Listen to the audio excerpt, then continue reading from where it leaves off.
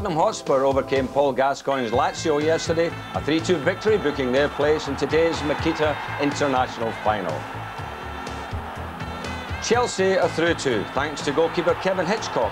His successive penalty shootout saves defied Ajax of Amsterdam and set up an all-London final. Good afternoon and welcome to White Hart Lane for live coverage of the home side Spurs against local rivals Chelsea, the sixth final of this international pre-season competition. Now, we had two excellent games yesterday. Chelsea had 1-1 at full-time by the Dutch side Ajax, winning through 4-2 in penalties, while Spurs beat Lazio, despite the brilliant efforts of their old favourite, Paul Gascoigne. And we'll have highlights of the third and fourth playoff between Lazio and Ajax later on. But first the final, and over now to our commentators this afternoon, Ray Clements, and first, John Helm. Thank you very much, Saint. I don't think many people anticipated an all-London final, but that's what we've got. Chelsea against Tottenham Hotspur, because Tottenham overcame Lazio and Chelsea beat Ajax on penalties. And as you said, we're going to see the highlights of that fourth playoff match at half-time, and I can tell you, watch out for two spectacular goals in it. But right now, it's Tottenham Hotspur against Chelsea. Ray Clements alongside me. Here is the Tottenham side. Ian Walker's been introduced in place of Erik Torstvedt in goal today. Good to see Jason Cundy back as well. He had a lot of injury problems last season, but he's back today. And Chelsea, well, they've introduced the little striker John Spencer today in place of Robert Fleck. So Spencer wears the number 8 shirt. Glenn Hoddle's playing against his old team Tottenham for only the second time since he left. He played against him for Monaco.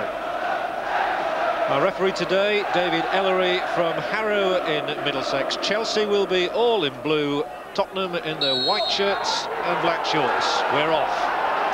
Ray, your feelings about the game?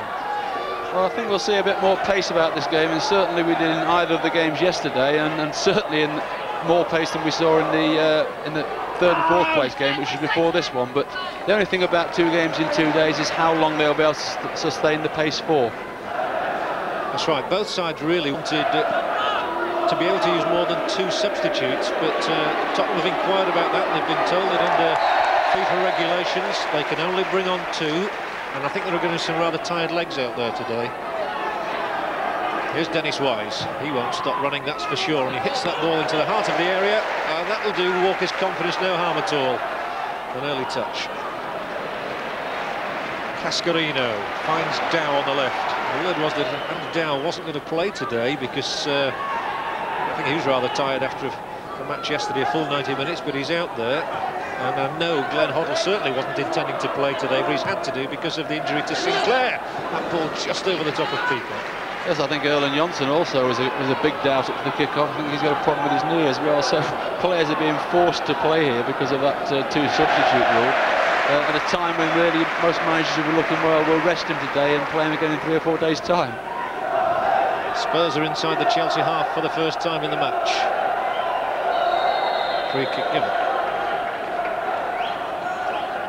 Dean Austin made some very good forays yesterday from the right-back position. Spurs have a lot of fullbacks for Gudny Bergson and Pat van den Hauwe. Justin Edinburgh, he's out injured at the moment, of course. It'll be interesting today as well, because yesterday we saw the 18-year-old Sol Campbell playing at left-back, and he was very, very tired and got brought off at the end of yesterday's game, and now it's a chance for Jason Cundy to maybe establish himself there, because certainly it is a big problem position for Tottenham at the start of the season, because Justin Edinburgh won't be fit for the start of the season.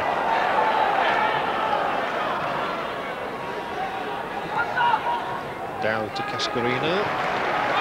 Peacock asking Spencer to do the chasing. He really is a little lad, Spencer. He's only about 5'4", but he's a busy and energetic player. And now Cundy, former Chelsea player, of course. He made over 50 appearances for Chelsea before his move across London. Babbitt.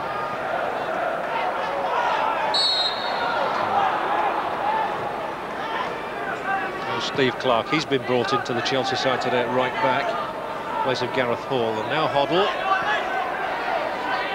This is Clark.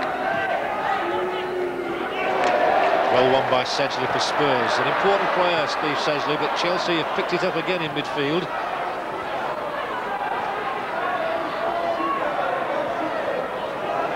David Lee.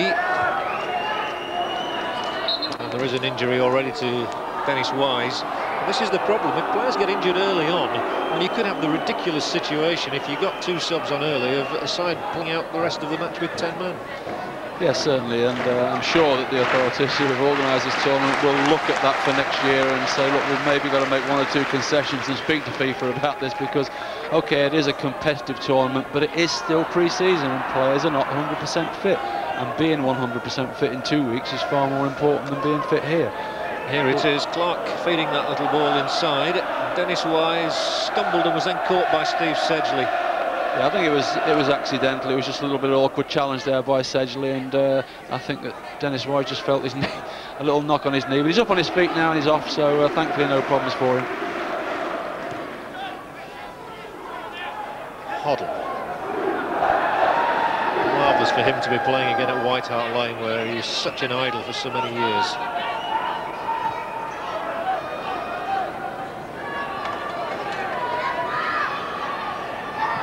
Again, Hoddle hits that long ball. He was looking for Dow to make the run, and the fullback obliged. Not quite able to win the corner, but he does win the ball back, and that's a crunching challenge by Peacock to intercept. Mabbott clears only as far as Hoddle. There's only 2 pleased to get a shot in early in the match. Sure, it meant a lot to Glenn Hoddle to score here today. Certainly it would, yes, and it looks like he's going to take every opportunity to try and get a shot on target. But even in these opening few minutes, there's probably been more challenges in these opening few minutes than there has been in the previous 3 games. It's a London derby, even though it is 2 weeks before the season starts. I think you're suggesting there's a bit of pride at stake here at Chelsea on the attack. With Hoddle dispossessed now by Sedgley. If you're wondering what happened last season when these 2 teams met, Chelsea came here and won 2-1 with a couple of goals from Eddie Newton, and then the sides drew 1-1 at Stamford Bridge. We didn't really want reminding about that, though. Chelsea wanted reminding.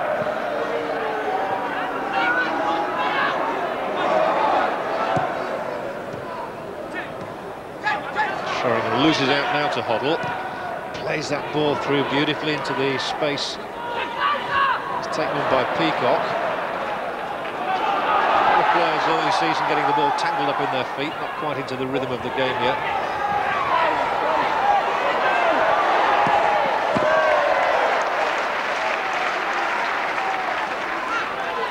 It's another danger, overstretching early in the season.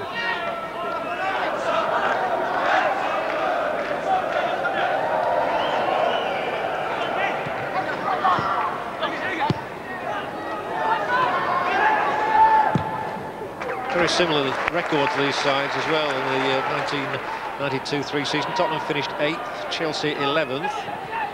Oh, it's a lovely ball through for Sheringham, and might still get something from this under pressure from Johnson. Sheringham a whisker away from the opening goal. Well, really, it was not really a chance when the ball came to Sheringham, but his persistence. Here we see the ball play into him, came off Johnson, and it wasn't really a chance, and his persistence got his body across the front of Johnson. He couldn't tackle him, and unfortunately for Teddy Sheringham, just dragged it wide of that far post. But that shows the strength, the persistence of Teddy Sheringham when he's trying to get that ball in the net. He looks full of confidence too. I suppose playing for England has helped. Oh, without a shadow of a doubt, he's looked a player that's really, he probably is the one who looks nearest to 100% fit at the moment.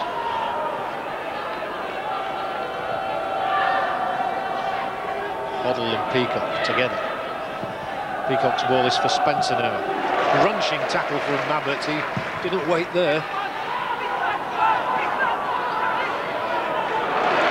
Let's go from the Norwegian Johnson.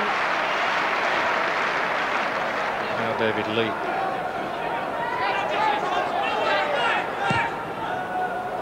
Oh, what a ball from Hoddle to Clark. Not a bad ball in either. Spencer just didn't get a boot to it. Calderwood, fortunately for Spurs, was there to deflect it behind for the corner.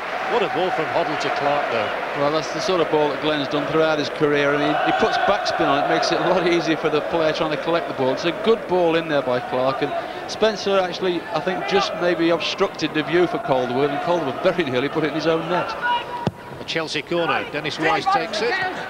It's come off Cundy, and Chelsea will have another one. sure Cundy's very happy to be back after missing much of last season.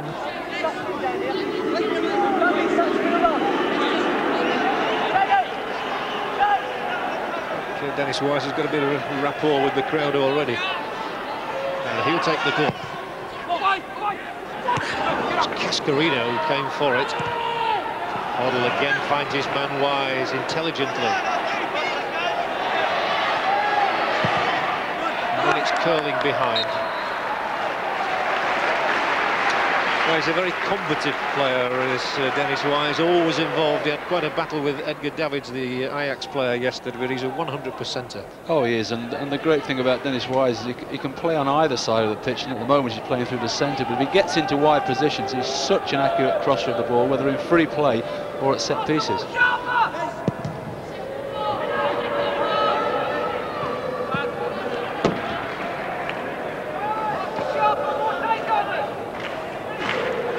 The two sides yesterday, Spurs were the more impressive in dispatching Lazio. Chelsea getting through against Ajax on penalties. But Tottenham really turned on the style at times yesterday. Oh yes, a lot of their passing movement, especially in the first half, was as good as anything they did last year, to be fair. They really did pass it around well and create opportunities. And if the penalty had been given like it should have been against Sol Campbell in the first half, they would have been 3-0 up at half-time. It's 0-0 here for the moment. Chelsea and Spurs, the final of the Makita tournament. Johnson's header out. And that's Hendon flicking it on for Austin. This is Kaski giving chase.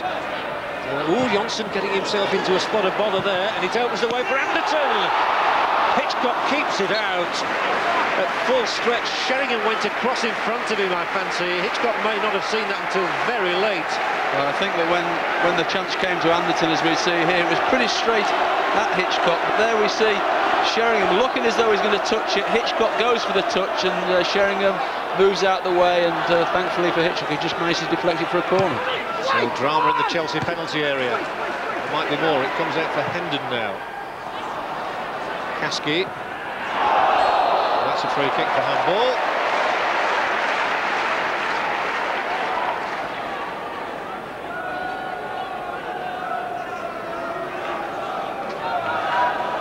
Typically lively British game, this one. And, from this free kick, we'll see what Spurs have been doing pre-season. See whether Ossie Ardiles has had any effect on this. 10 minutes gone. Playing for about the 5-man edge of the area, and Sheringham leaves it for Anderson to thump in the shot. It took the deflection, which carries it for a corner. Anderton's grown in confidence too. He had a slow start to his Spurs career, having moved here from Portsmouth, but he really blossomed towards the end of last season. Yes, he's become a very, very popular player as well with the fans here, because he's the type of player that Tottenham fans love to see. Comfortable on the ball, can score goals and put good crosses in. Might look for the head of Calderwood here. He got a goal after 10 minutes yesterday with his head. Not on that occasion, but Anderton tries to feed it through again, and is denied now by Lee. Good ball up to Spencer, and importantly won by Austin, who'd come right across from his right back position to make sure that Spencer didn't gain any yards. Hoddle's ball, good one. Peacock in the area, chips it across. Cascarino comes for it. Well, that's going to be a free kick to Spurs. But again, it was the weighting of Hoddle's ball over there which posed the problem. Yeah, it's because of the spin that he puts on the ball. He doesn't only deliver the pass, he puts spin on it, which just makes, there we see, look how he just gets his toe underneath it. You can see the ball spinning there, so that it just sits up nicely there for Peacock to cross it in, and Cascarino very, very nearly on the end of it. And it's a good challenge there by Dean Austin to prevent that header. Almost like a Shane Warne leg break. You would know more about that than myself.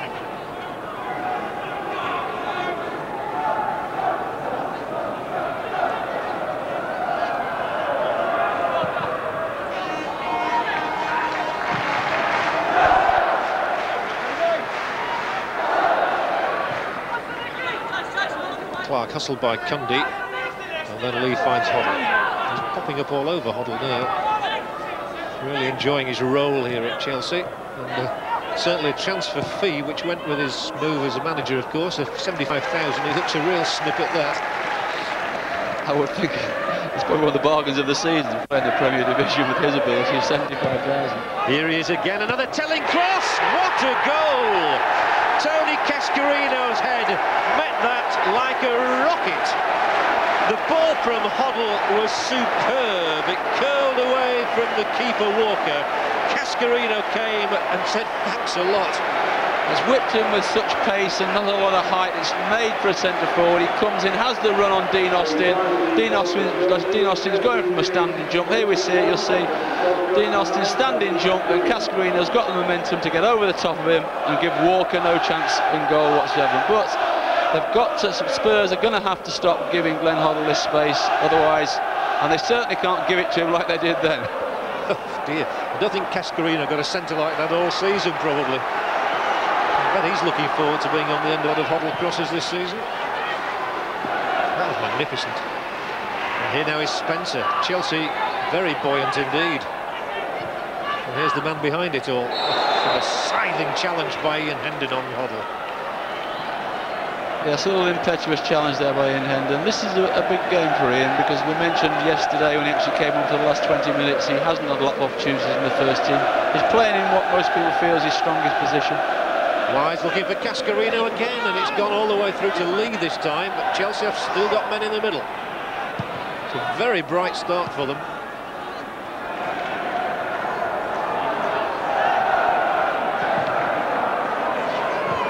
Sheringham laying it off neatly for Casky.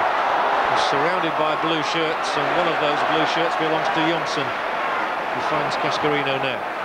This is Dow. Chelsea very sprightly. Spencer, Cascarino won't get to this one though, and there was an offside verdict, so Chelsea leading here with that spectacular headed goal from the Irish international Tony Cascarino. Of course, today we've got the two strikers on view who really made their name at another London club, Millwall. Cascarino and Sheringham, they were a formidable partnership. And they're also great mates as well, and it wouldn't surprise me in the slightest if they had a little side bet on today who was going to win this game.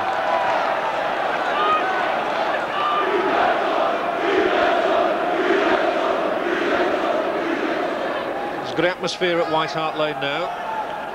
That goal has really ignited the game. Here's Barmby, first time we've really seen him in the thick of things, and it breaks towards him.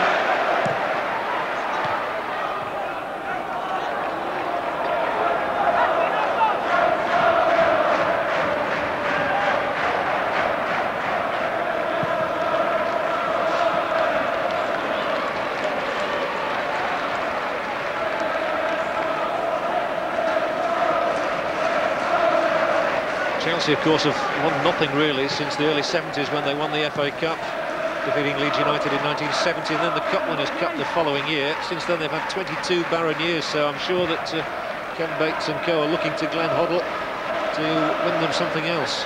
It's about time, I think.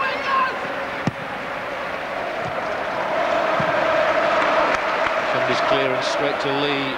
One or two snappy challenges there, flying in, and Hoddle loses out this time. Sheringham finds Hendon. Good ball. Barmby up the middle goes Darren Anderton, and tries to get the shot over the top of Hitchcock, who responds with a flick of the wrist. This is a good game. There's certainly, you know, say a lot more pace about it, a lot more passion. This is a great skill here. Darren Anderton's got the ability to do this. He looks up, you saw him look, saw the keeper off his line, delicate chip. And Hitchcock had to show great agility there to push that over the top. And now he takes the corner.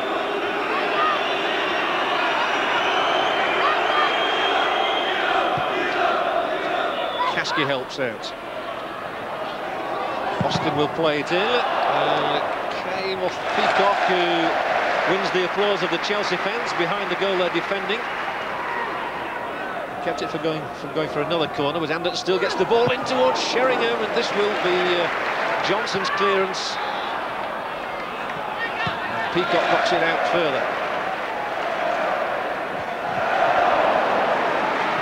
Tottenham win it again. Kasky's onside. piecing their game together nicely here.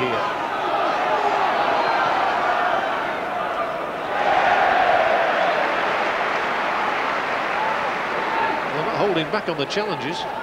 No, I think it was very clear from the first 3 or 4 minutes of this game that this is a competitive friendly, if you like, that a lot of pride at stake, a lot of fans from both clubs turned up, and neither of these clubs want to lose this game. There's another lovely touch from Hoddle and a good one from Wise too. Releases Clark up the right.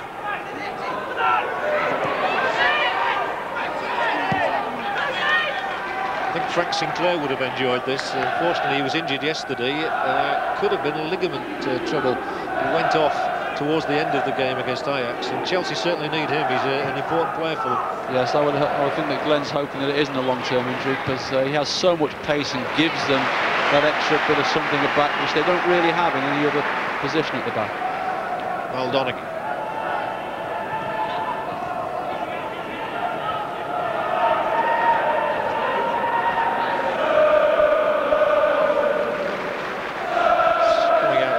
To Lee.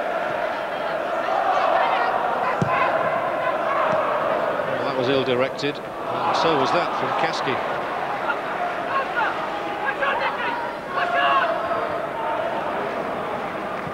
Playing the ball in little triangles at the moment. And Wise will find support again from Clark, Scottish international. Not enough pace on that to find Peacock.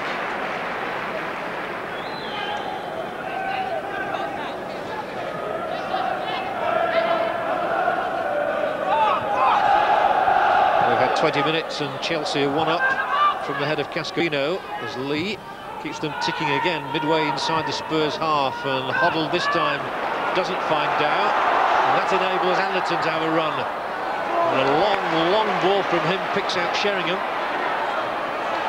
Maybe the 2 tallest men on the field, Sheringham and Lee. That's a bit too long from Sedgley.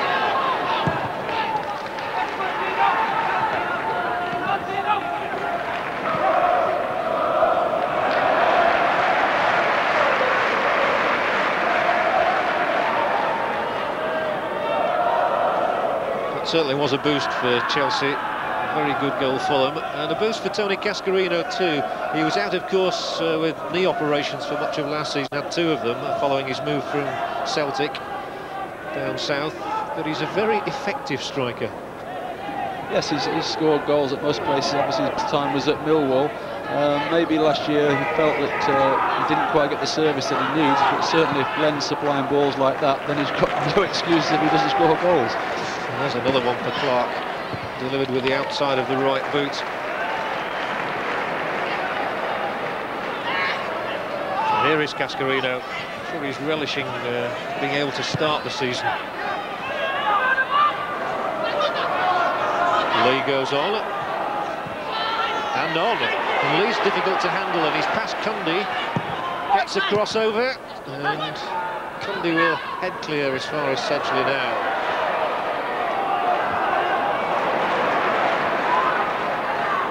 Chelsea seem to be winning some of the midfield battles at the moment. Peacock's inside the area. It breaks here for Spencer's strike off the heel, and then stabbed wide by Peacock, who had a second opportunity. They are creating chances though.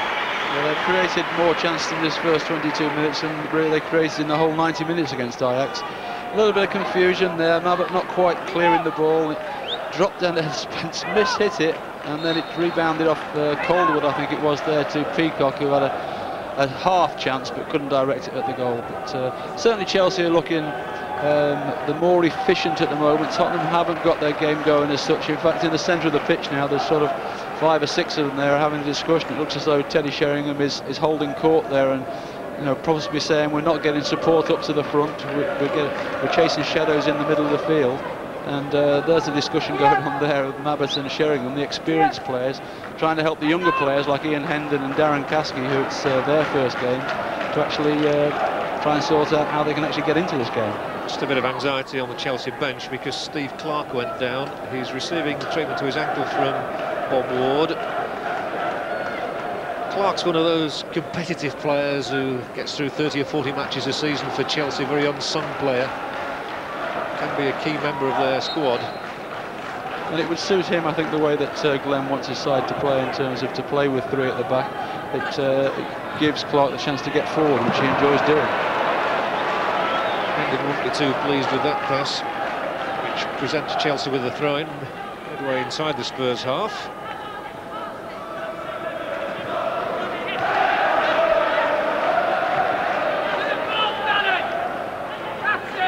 Dow loses it to Kasky, who's only got Sheringham ahead of him. Here is Teddy Sheringham. Held it up well. And then Anderton delivered too close to goalkeeper Hitchcock.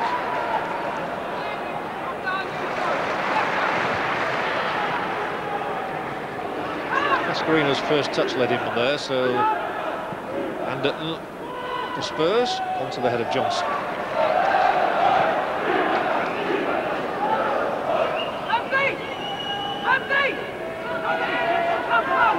Peter Shreve doesn't show much emotion there.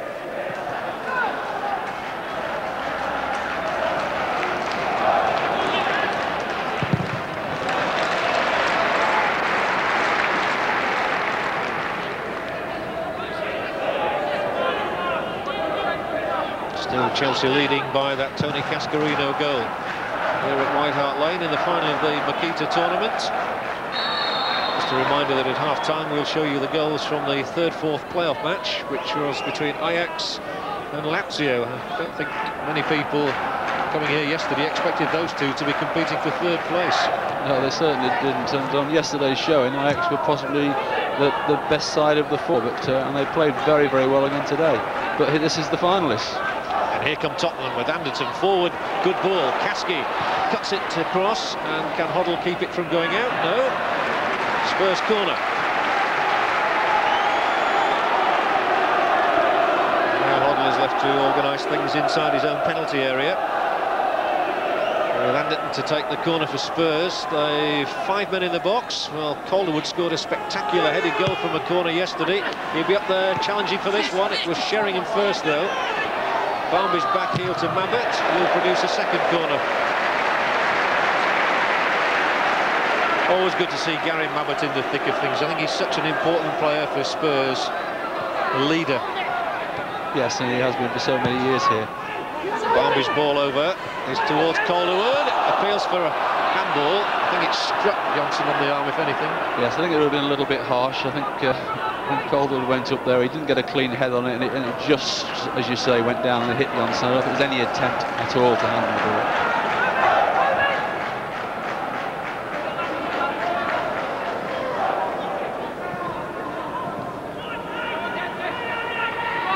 Austin can't get it through, though. But Hendon got across there to make sure the ball wasn't picked up by Wise. Sheringham, who was extremely effective yesterday, pings that one over to that far side, and he's found... Oh dear, that's a poor challenge. He found Anderton well, and then the challenge was a poor one. Barmby, rather, he found, and then it was a real body check. So let's see what happens with this Spurs free kick. The sun streaming down again at White Hart Lane. A lovely day here. And Anderton with this free kick. Spurs looking for an equaliser. And Johnson puts it out. Spurs getting plenty of corners.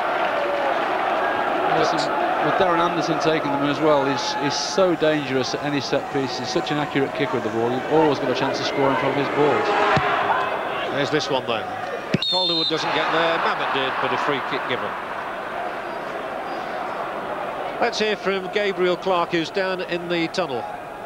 Well, there's no panic yet on the Spurs bench. It's interesting to know their attitude to Glenn Hoddle as well, who's been such a key figure so far. Steve Berriman did tell me just before the game he felt that great player that Glenn Hoddle is, he could at times be a weakness, a liability by conceding possession in key areas, and that's something Tottenham, as the game goes on, he said would look to exploit. I'll still pay the admission money to watch Glenn Hoddle alone. The only problem is he starts giving it away later on in the game. They might be too far in front to catch. He is a joy to watch, there is no question about that.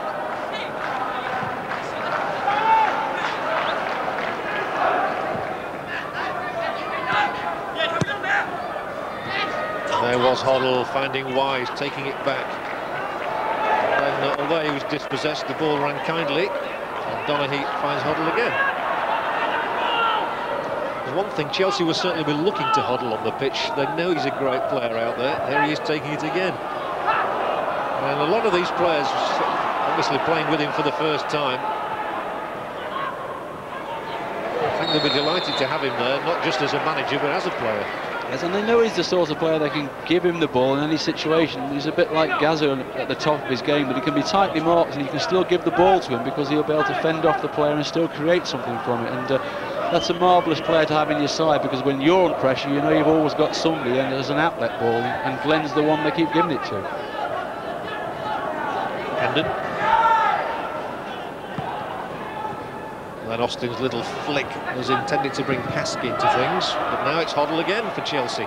Certainly seen so much of the ball in this opening half an hour. It's been impossible not to talk about him.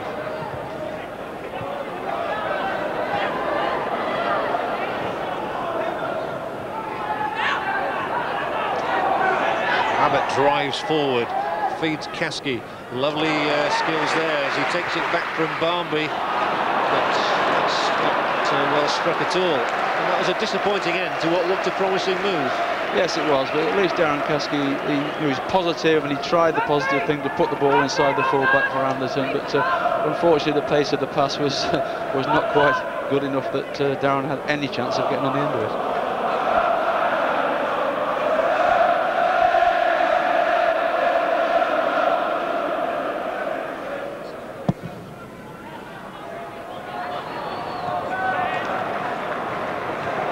Chances now, and Peacock, well, you may have thought he snatched at that a little. He took it perhaps a little earlier than he needed to have done, and it went wide.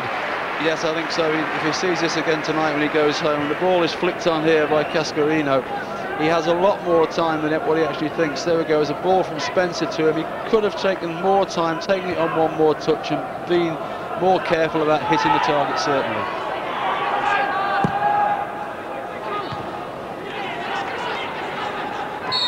Foul, Cascarino on Hendon.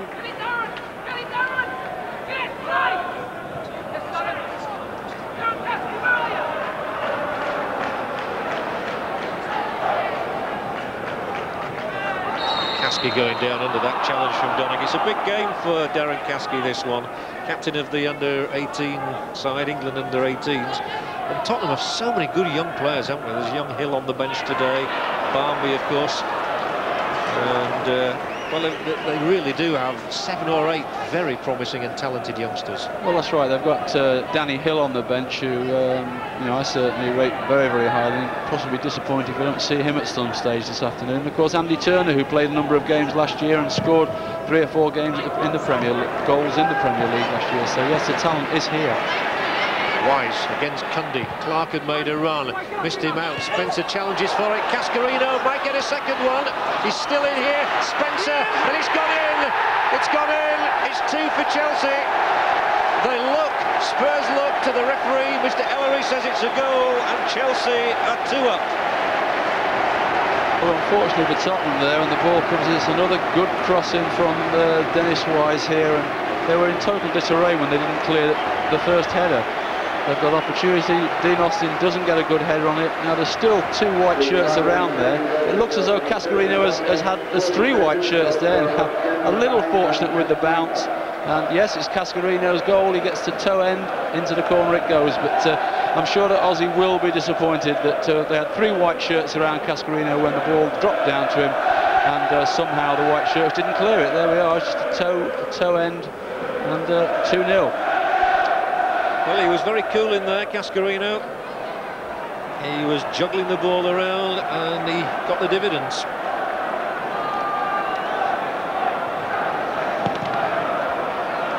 Well, I know you don't like reminding Ray, but as I said earlier, Chelsea won here last year, and they're 2 up now with those Cascarino goals. I think that if you look back over the years, Chelsea, unfortunately from Tottenham's point of view, have had a good record here, even in the league over the years. So it's not the greatest surprise in the world, although having watched yesterday's games and the 2 teams we're now watching, I certainly would have put my money on Tottenham winning this game. Terrific fillip for Glenn Hoddle, this, if his side do win at White Hart Lane. They've made a bright start. But we've almost an hour, of course, to go in the game. A lot can happen. But Tony Cascarino's brace of goals have given Chelsea a very healthy advantage in the first half. There's Austin.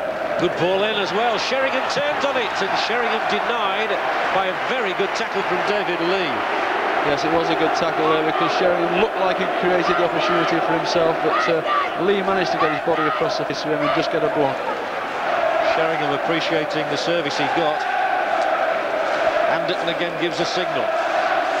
Calderwood will make a dash to try and get on the end of it. Here he comes through instead to Mabbutt, who'll lay it back for Hendon.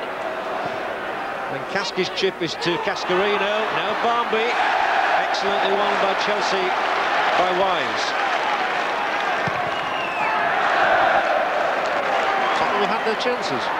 Yes, they have, and I think Nicky Barmby will be a little bit disappointed with that one, because he actually had the chance when it dropped to him to hit it with his left foot, decided to take the extra touch, and in doing that the Chelsea defence managed to get a block on it. But when the ball dropped to him, there was a definite clear-cut shooting opportunity which he didn't take.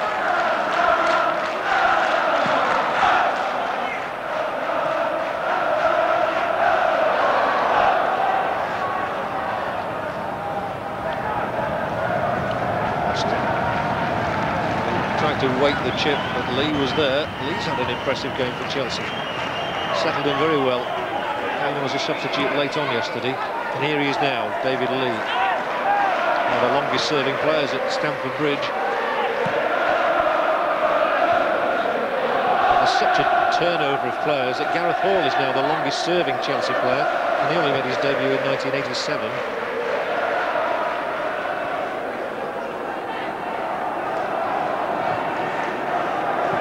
Mabbutt. Essentially.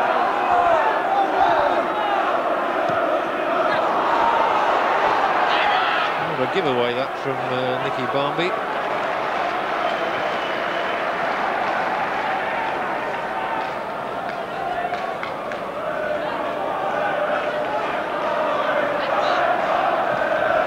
Again with that telling ball through for Spencer, who scurries into the Tottenham penalty area. Has to turn away under the attentions of Mabbutt, but gets a throw. Doesn't give you any rest at all, does he, Spencer? He's always busy, he's always around you. Every ball you think is going to be a comfortable clearance, all of a sudden he arrives around you, putting you under pressure. And there's more pressure for Spurs to soak up now as Hoddle flies another one over to that far side, and Dow couldn't keep it in.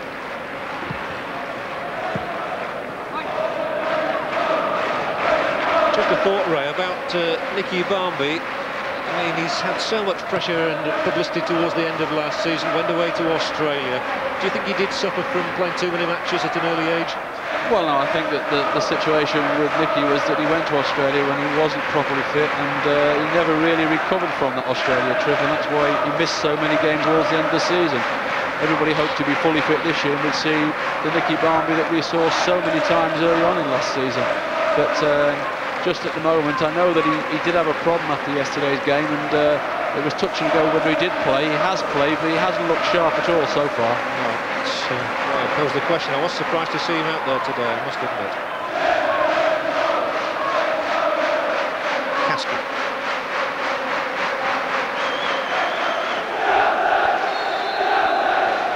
It's going to be a free kick against Wise. Well, there's one way to play, and that's quickly done, and Anderton has got a chance here to play it across, but much too long. I think in defence of Nicky Barmby, he's the sort of lad that wants to play every day of the week. He loves the game and doesn't want to miss a game, and you know, he'll think this is is a big game today for him, and he won't want to miss it. And sometimes when you're young, sometimes it's a good idea maybe to have a little rest. But Nicky is a sort of lad who doesn't want to rest, he just wants to play, he loves the game so much. 7 minutes to half-time. It's rather overhit. Things just not gone right for Spurs so far in this game. Perhaps we'll find out how influential Ozzy Ardiles is in the dressing room at half-time when he delivers his team talk. Steve Perryman on his right there, and of course he's brought a few old Spurs back into the fold with the likes of Chris Hughton and Pat Jennings, all Tottenham men through and through.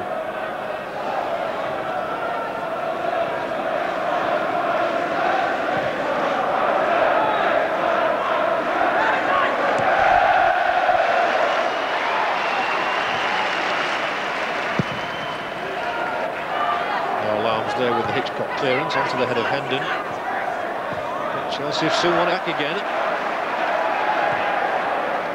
And they've used their possession well when they've had it. And Wise plies another one in for the head of Peacock. That's a magnificent goal. Gavin Peacock flew through the air to meet that cross from Dennis Wise, and the ball nestled snugly into the Spurs net. And Chelsea have hit 3 cracking goals. Well, that was a magnificent goal. Again, Dennis Wise involved, superb cross, but look at that from Gavin Peacock. He still had a lot of work to do. He threw himself at it, made good contact with it. Here it comes again. Just look at him throw himself through the air, and that just flew in off the post. No chance for Walker again. But it is interesting that all the 3 goals have come down this right-hand side, where really, unfortunately, Jason Cundy really hasn't come to terms with the position as much as Sol Campbell did yesterday, I don't think. Well, Gavin Peacock's first goal as a Chelsea player in a competitive game, coming 6 minutes from half-time, and Tottenham have the proverbial mountain to climb in the second half now. And that header was from round about the penalty spot, which shows just what a thumping effort it was. It was, yes, but it was he just threw everything at it. He launched himself through the air, and he had his full body weight behind it, good contact with his head. And you know, you can get great power if you get all your body weight behind it, and certainly it flew off his head. And what a way for Peacock to score his first goal for the club as well. Well, he got 18 for Newcastle United last season, then lost his place after an injury, couldn't get back in. I think he'll be a good acquisition. Slicing away off Lee's boot, but he's made up for it. There he's in possession again, wants to be involved, David Lee. And of course, all the Chelsea players want the ball at the moment. That's the way it is when you're 3 up. Yes, they can't get enough of the ball at the moment. They can't believe their luck to be this many up. Hoddle, great ball. Cascarino's in again here. Walker this time denies him. Thrilling effort from the left boot of Cascarino. Walker flinging himself to his right prevents it from being 4-0.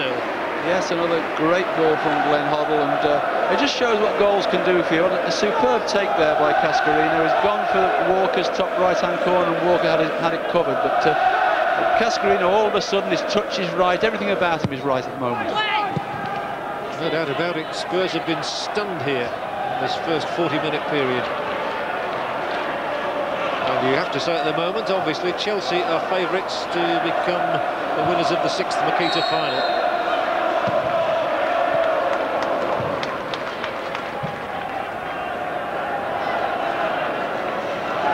Dennis Wise was signed from Wimbledon, having played in the FA Cup final for them, of course. It cost over, it was 1.6 million, and I would think he's really looking forward to a new season. It always starts the optimism going again, a new campaign.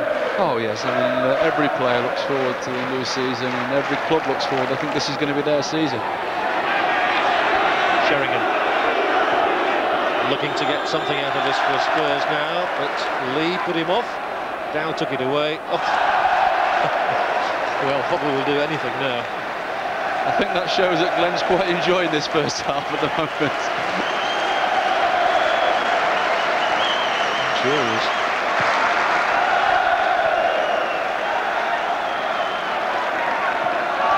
Here he is again. I really hope he carries on playing for some time yet. Look at that again. What a ball. This one is to Dow. Anderton's got back now. Some players do retire too early, and I think it's a shame when they do, and that's why you would encourage Hoddle to play on as long as he can at this level. Well, I think, having spoken to Glenn a number of times, he's like most of us players as we get into our 30s. Oh, there's a little bit tackle there by Ian Hendon, a little bit unnecessary. That's the frustration of Ian Hendon, really, as the game has gone on. A lot of his play hasn't been as he would like it to have been, and I think that was through frustration of what's going on in the first few minutes or the first half of this game, really. And it was a rash tackle, and hopefully Dow is not injured too much, but certainly I think Hendon caused him around knee height there, which is not the sort of tackle we want to see in this sort of game. No, this was not a good one at all. Here we see it now as Hendon launches himself in, and yes, caught through the ball, and unfortunately caught Dow right around the kneecap as well. Let's have a word with Gabriel Clark on the touchline. Well, from a Chelsea point of view, as you'd imagine, they're absolutely delighted. Peter Shreve says he'll just ask for more of the same at half-time. He says if there's been a key, it's been their movements, especially in midfield, and the fact that they're playing Glenn Hoddle in a slightly more advanced role today than yesterday. And so far, it really is working. It's a splendid scene for Peter Shreve to survey at the moment. Andy Dow looks to be OK. Ian Hendon was loaned out to Barnsley last season and has returned here. It's a big season for him, keen to establish himself. Yes, it is, and a big opportunity for him here today to establish himself early. And as we said, this week everybody feels his strongest position. So far, it hasn't quite worked for him, but hopefully, as the game goes on, he'll get more to terms with things. Someone in a very similar situation is David Tuttle, who went to Peterborough, and he's back, and he's on the bench today as well. Yes, this is the first show for David Tuttle in pre-season. He's been with the reserves all of pre-season, but he's done particularly well in reserve games apparently, and he's now on the bench, and maybe might get a show at some stage this afternoon. The closing moments of the first half at White Hart Lane, and a very surprising scoreline on the evidence of yesterday's matches. Tottenham 0, Chelsea 3. Tottenham looking for some consolation in this half as it comes down for Dean Austin. And it got through for Barmby, and there's a bit of a tussle going on there until Donaghy clears.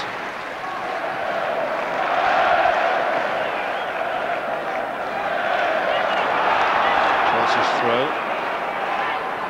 I think from that comment of Gabriel Clark's about in midfield, I think that's where Peacock's going to be a very important player. He's a good link man between defence and attack. He's a good link man, but he's also one of these midfield players that's prepared a number of times in a game to make that run and support the front two and run beyond the front two, as we saw with his first goal and Chelsea's third goal. But he came from midfield, arrived late in the box. He's difficult to pick up, and he has the ability to score goals when he gets in that position.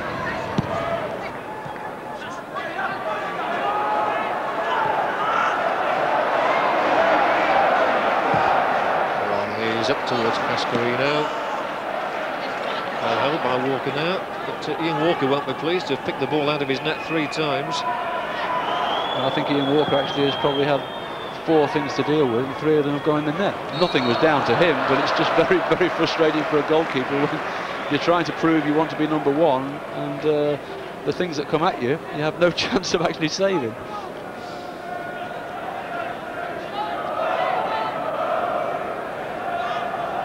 The half coming towards its conclusion with Chelsea stroking the ball around most arrogantly in defence, and then Jonsson hits it long towards Dow. He gets a boot to it but couldn't control it, so now Anderton.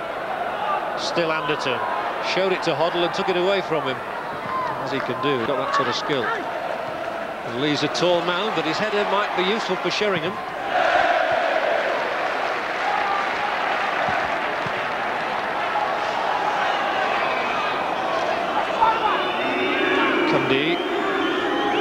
Chance to play it in, and he took that chance, but stretching out a boot, Sedgley could only knock it away. And the half ends with Chelsea 3 goals up and their supporters rising to cheer them off. Tony Cascarino got the first 2 goals, and Gavin Peacock with a spectacular header has given us a half-time scoreline at White Hart Lane of Tottenham Hotspur 0, Chelsea 3. We'll have the highlights of the 3rd/4th playoff match for you at full time, but we're going to take a short break now.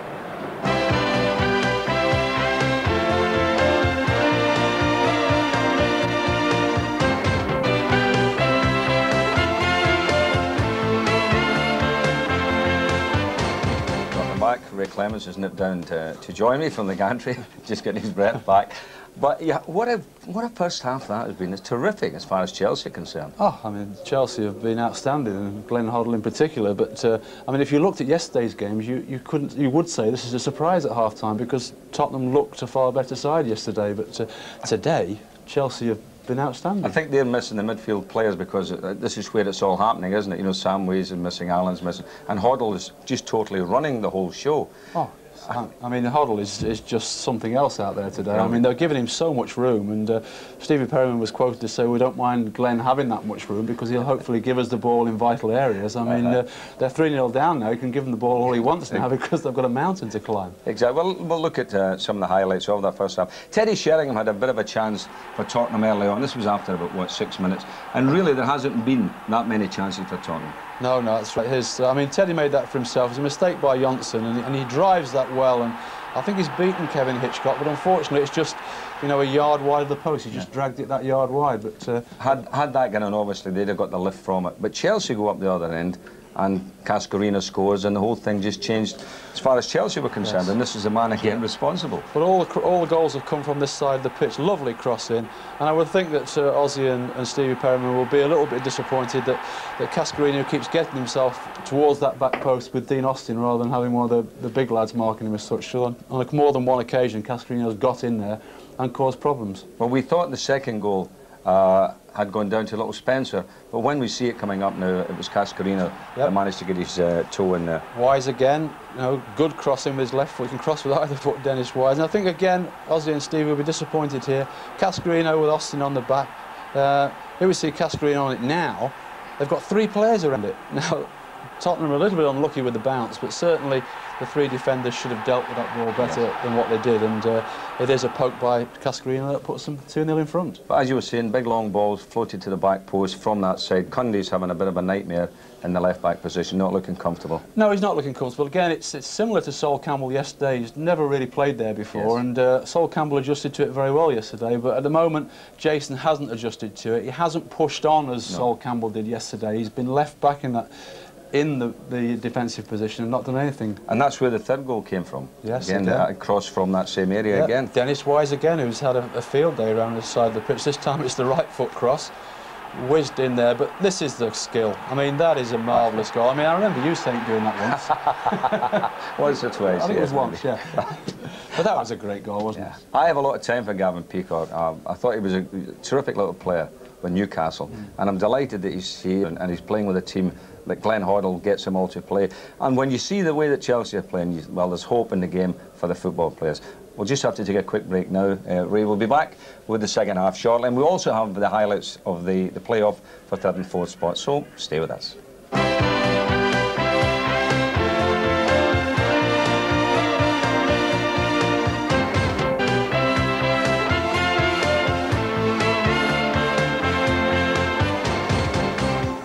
Welcome back to White Hart Lane. Chelsea 3 up against Spurs. Just before the kick-off, we can hear from, I imagine, a very happy Peter Shreve, assistant manager of Chelsea, with Gabriel. Yes, Peter, after yesterday, a lot of people will be surprised. Chelsea 3 up against Tottenham. Yes, we're playing well. We're passing the ball well. Glenn's system is working supremely well. Glenn's orchestrating that, and he's causing Spurs all sorts of problems with his passing skills. All we've talked about at half-time is to keep that going and not get too cocky, not get complacent. Tottenham at home will always have a 20-minute spell where they're threatening your goals, and we're ready for that. Thanks, Peter. Let's go back to our commentators, Ray Clements and John Hill. Thank you very much, Gabriel. And Spurs have made a change for this second half. I noticed they brought on Paul Allen. They obviously need his experience. So he's coming to midfield.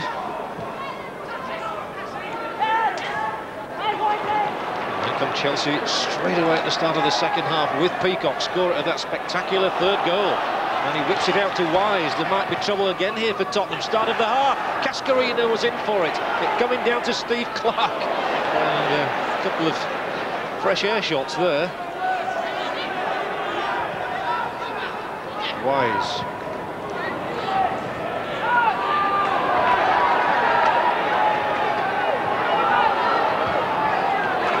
Involved in a tussle with Peacock, who won that particular confrontation.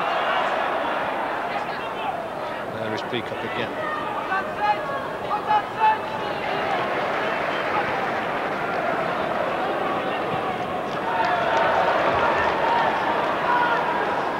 Hoddle's ball in, Peacock's coming for another one, and it was just a little too low for him to attempt the header, but Cascarino's in, saves it. Walker makes the stop, and I bet his heart was pounding fast there when he saw Tony Cascarino coming at him from no more than about 5 yards. So close to a fourth for Chelsea. Hoddle has stayed out wide, will deliver another telling cross in. Up for little Spencer this time. Down it comes to Dow, who slashes the shot well wide. Well, Ray Clements has just rejoined me again, having broken the world record for climbing the stairs to the gantry. Look at this one, Ray, here, as Cascarino, 5 yards out, gets in another thumping header, and Ian Walker will be pleased to have been in the way of it in the end. Well, it's what I was talking about at half-time. It's that ball in towards the far post with the centre-backs being dragged too far over to the other side of the pitch, and it was Paul Allen that was left with Cascarino on the far post that time. There's Paul Allen on for Ian Hendon in the second half, and now they find Dow in an attacking position. What an impressive performance it is so far from Chelsea.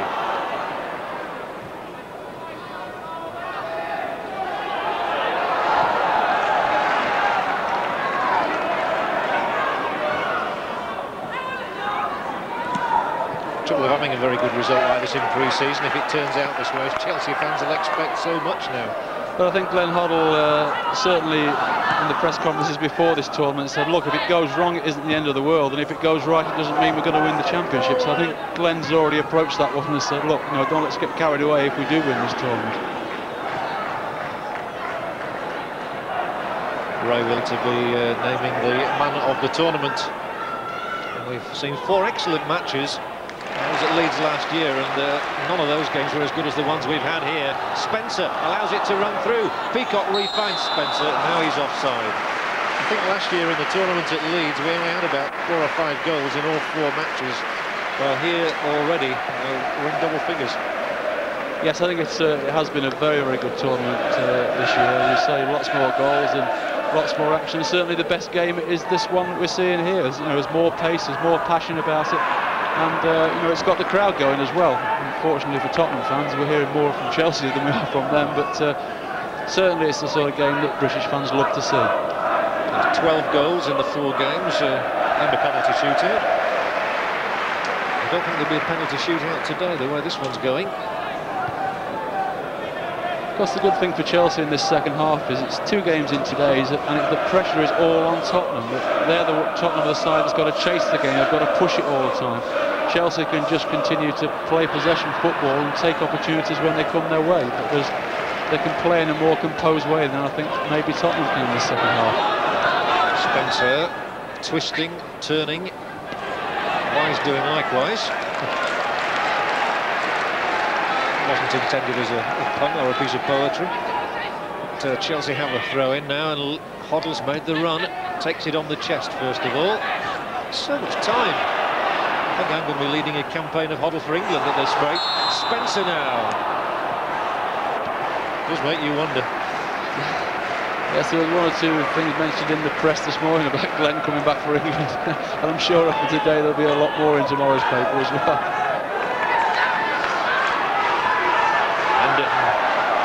Showing his paces down this right touchline, and he's got considerable pace and tenacity. But there were just too many Chelsea men there for him in the end.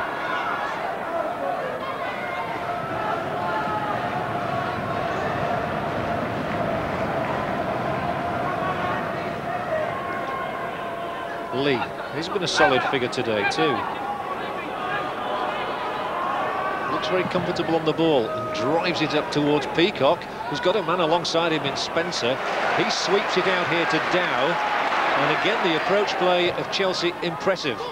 Cascarino is on the end of this one. Wise is in here. It comes for Peacock, saved by Walker thrillingly. That was an excellent save by Ian Walker. That would give his confidence the world of good, because that was a good save. Decent height for the goalkeeper, but it was driven in so hard by Peacock. It's that ball to the far post again. It's Cascarino's header down. Wise flicks it on, and there's the chance for Peacock. Good save by Walker. Chelsea finding so much space. And they win it back again with Donaghy. And lose it to Calderwood.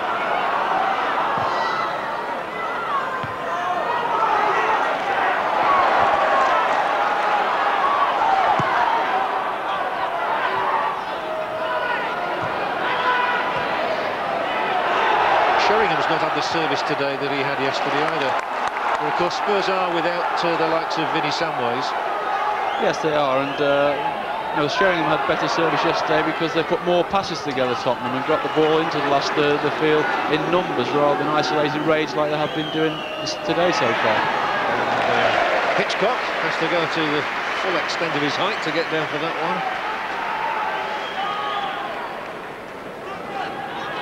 Now Lee. I think Lee's done well today. I know that Chelsea were certainly bemoaning the loss of Frank Sinclair, but Lee's been a more than adequate replacement.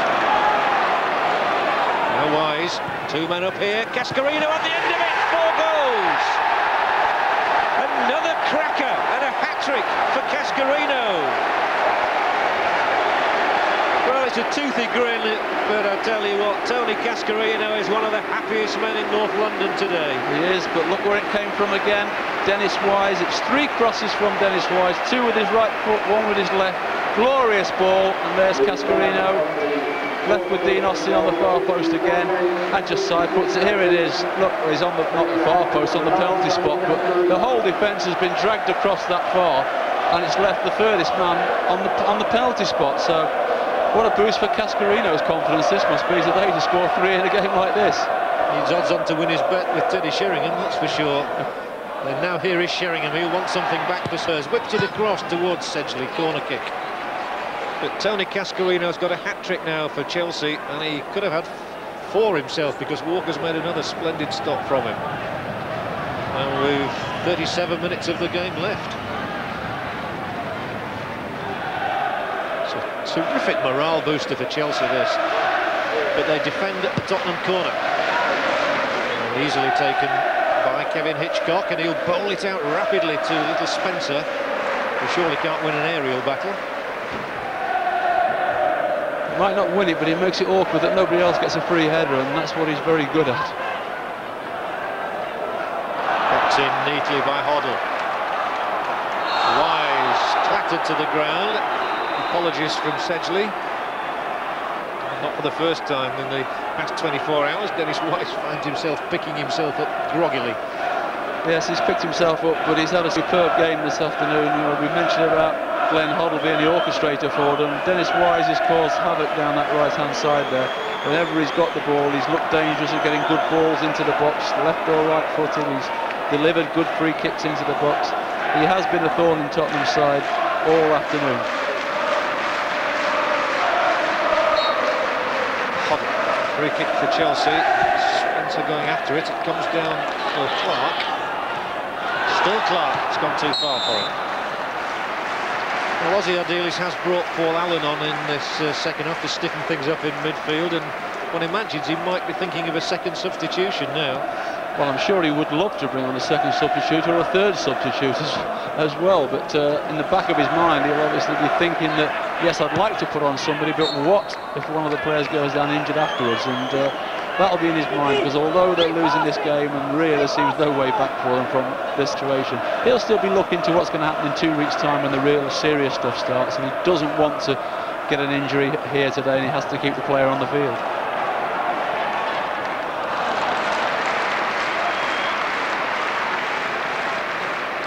That's right, Tottenham begin their campaign, I think, at Newcastle.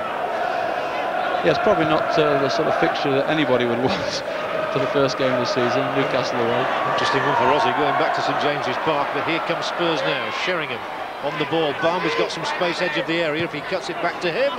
And instead he aimed for Sedgley, who's moved forward in the last few minutes. But Chelsea emerge with the ball and looking menacing again.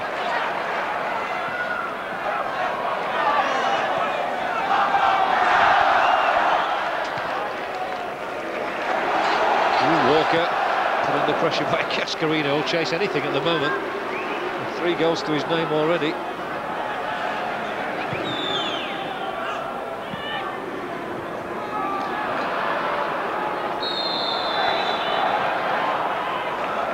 Spurs free kick, that's got to be taken yet.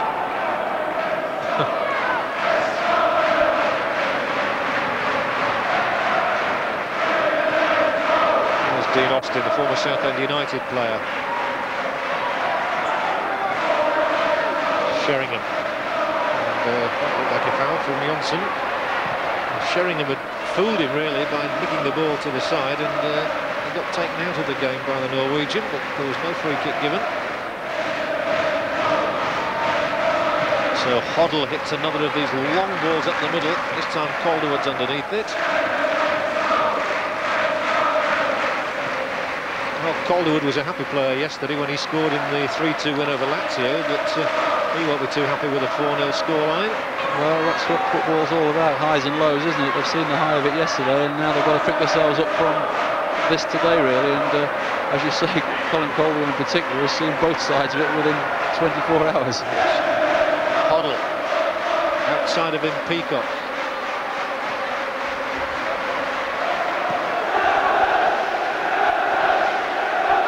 Hoddle still able to keep the ball in.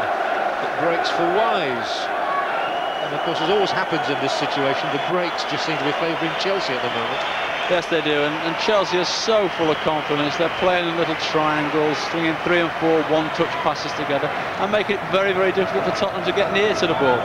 And that's what happens there. You finish up with 2 white shirts confronting 1 blue one, and all of a sudden there's other blue shirts for the ball to be passed to. And that's all frustration from the Tottenham side, because they're losing the game and just start to lose a little bit of shape as well. Ball struck the chest there. Hitchcock, though, forced into a hurried clearance by Anderton. Hoddle takes it away from his man, his marker, Allen. This time it breaks for Spurs kindly to Calderwood. Had to reverse it though, and Austin now supplements his attack. But a lot of blue shirts behind the ball. Sheringham just able to wrest it away from Wise. Sedgley fires it across here. It's beyond Sheringham, and Dow's got all the time he wants to effect a clearance.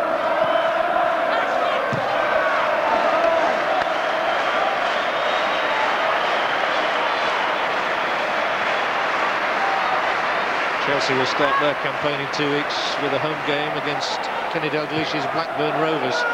That's not going to cause any problems for Hitchcock. Inevitably, he rolls it out to his boss.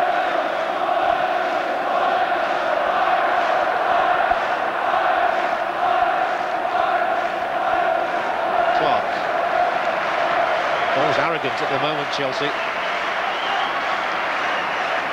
Lee for Wise, for Spencer. You're 4-0 up, this is the sort of football you can afford to play. It's a luxury. It's up to Spurs though to force their way back into it, and we're coming up to the hour mark with them 4 goals behind. Anderton, that's a good ball in, and had to be put out of play by Lee. Sheringham, he knew, was breathing down his neck.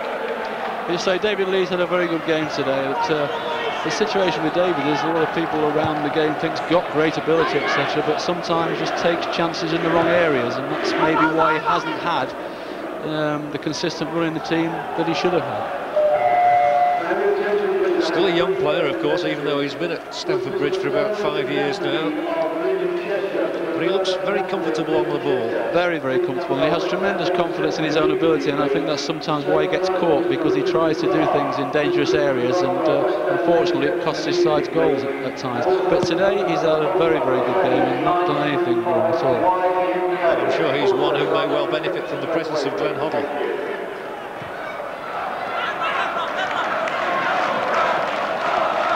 Tottenham Hotspur 0, Chelsea 4. Half an hour left at White Hart Lane in the final of the Makita tournament. Allen. There Lee tried to beat away Barmby, and Barmby might have profited. And the ball slices away off the boot for a throw-in. Well, Barmby getting the better of Lee, probably for the first time in the match. Yes, and that really is what I was talking about. Really, Lee was favourite to clear that into touch, but instead of clearing it forcefully, he tried a delicate touch, and Barmby knocked him off the ball and finished up getting in a good opportunity.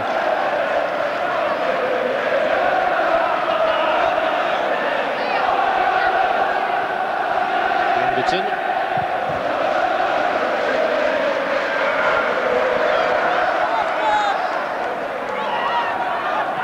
sure Tottenham will fight all the way. It's humiliating enough for them to lose here on their own ground to Chelsea. But, at least if they could get a couple of goals, it would make it look much more respectable. They've not really created a chance in the second half as yet.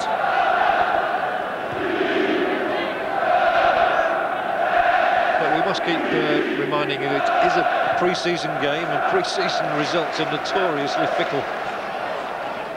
Don't always give a good guide. No, they certainly don't. You look back over the years and there's been times when sides have gone through pre-season, never been defeated, and all of a sudden go and lose the first 2 games of the real stuff, and vice versa as well. Now Wise. They'll always look for the head of Cascarino. This one took a deflection and is all the way through to Walker. Ian Walker is very keen to get a regular first-team place, be it here or elsewhere. Of course, Eric Torsfed is regarded as the #1 at the moment.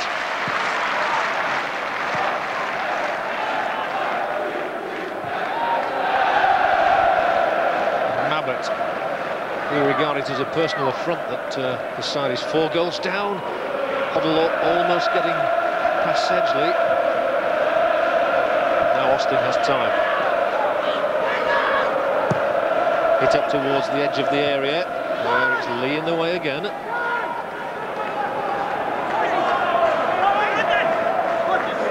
Wise just getting it through to Peacock, and as he turned Austin, the referee had already whistled for the first defence, I think, on Wise. Yes, it's Paul Allen's tackle, I think. You know, Paul's come on here and he hates defeat more than anybody, I think, Paul. He's, no matter what the situation, whether you be 4-0 up or you're 4-0 down, he'll always give you 100% and 100% commitment. And he's come on here and he'll be really upset at this result, and he'll do anything to try and get back in this game. And here he is now, finding Barmby. The Italian commentator here yesterday was calling him Nicky Bambi, which is a very interesting interpretation of the surname. Bambi's probably not off the mark. He's a youngster. I think he's a little bit more in his legs than Bambi had, though, I think. Equally fresh-faced. Now here's Spencer.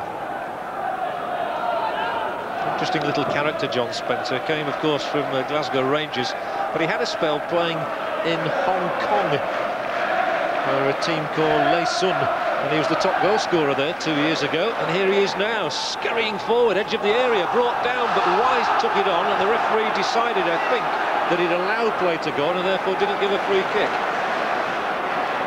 Spencer was very cross. Now Peacock trying to get the better of Austin, still trying to do so. It's Anderton who's got back.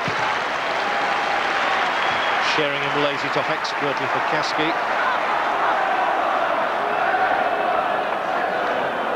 You mentioned Spencer there, but they seem to have a good scouting system in Scotland, because they've got the lad Dow who's playing at left back, and I think they actually got him on a free transfer, if I remember rightly.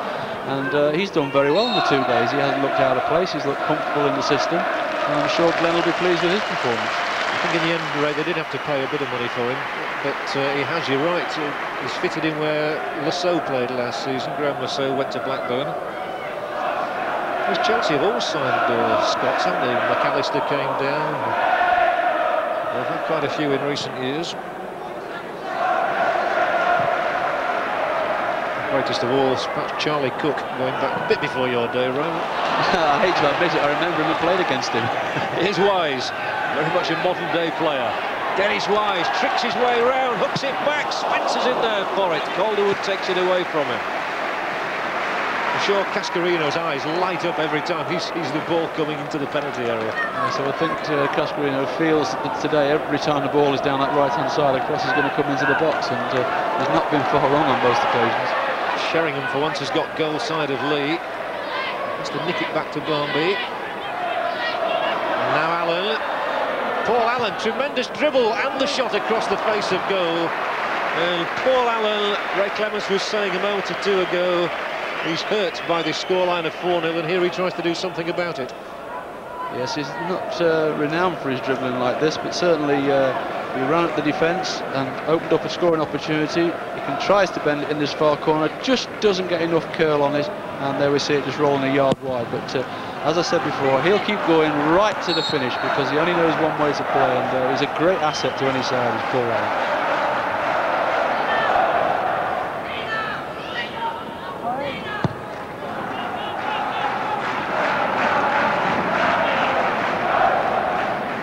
Kept in by Cundy.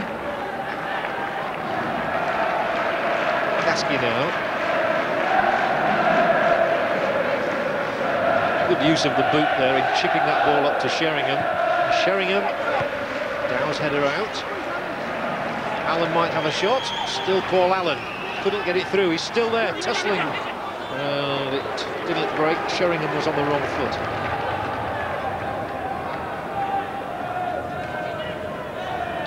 23 minutes left. Tottenham 0, Chelsea 4. It's a scoreline I didn't honestly think I'd be saying. Now Spencer. And Peacock's coming to meet it. Instead it comes through to Andy Dow. Edge of the Tottenham penalty area. The ball in is a dangerous one.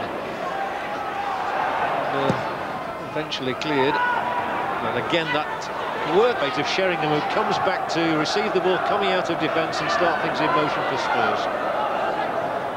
Yes, it's not been a good day for Spurs. Forgetting the scoreline, it's not been a really good day for most of the players, but Teddy Sheringham has worked himself into the ground. His touch has been good, and unfortunately he's just not had the support around today that he requires to get into shooting and goal scoring positions.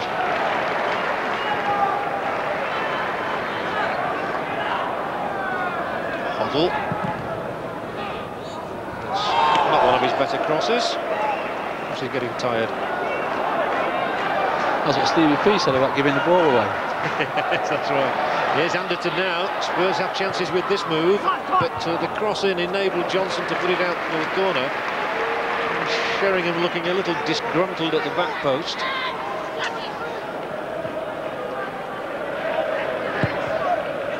And well met by Donaghy. Teddy Sheringham certainly has matured tremendously since he played over at Millwall. Went away to Nottingham Forest, of course, and then came here shortly after the start of last season and got 29 goals. And he's looked a better player every time we've seen him. Another corner for Spurs. I think to be fair to Teddy, I think the excursion to Nottingham Forest did him the world of good because he played a totally different style to the style that Millwall played. And I think that since he's been at Notts Forest, he's become a better player. Well, Tony Cascarino's having a break here. Great, and I think he's deserved it with a hat-trick today. And he has been replaced by Neil Shipley. More interesting youngster, more of him in a moment. As Spurs have a corner. It was Hoddle under it, making the clearance. And there's another one from Jonsson.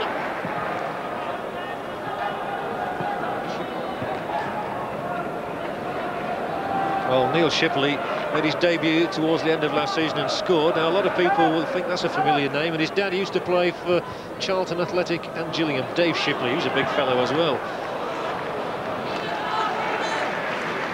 I think he's only 18 years of age, John, isn't he? I think he's been the top goal scorer for the reserves in the youth team for the last 2 seasons. Yes, he's got over 40 goals last season.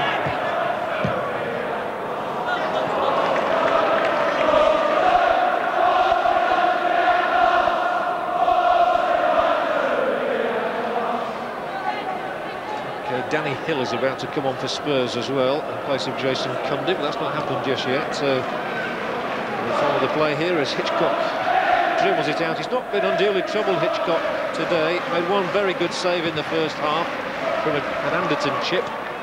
But Spencer's in here. Spencer might score! Another good stop from Walker.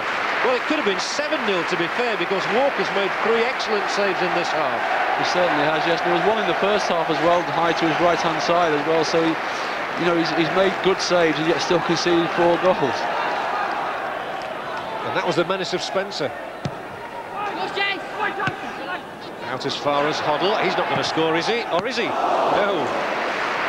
That really would have rounded up the day, the tournament and everything for Glenn Hoddle. Well, we saw Glenn Hoddle score at Wembley, of course, the first goal in that marvellous playoff final between Swindon and Leicester. This would have raised the roof if that had hit the net. Well, it would have raised the roof to our left-hand side where all the Chelsea supporters are. I'm not too sure it would have raised the roof throughout the stadium, although I'm sure they're all Tottenham fans have appreciated the way that Glenn has played today and the way that he's made his side play. There's another youngster coming on in Danny Hill. Looks to have a big future ahead of him.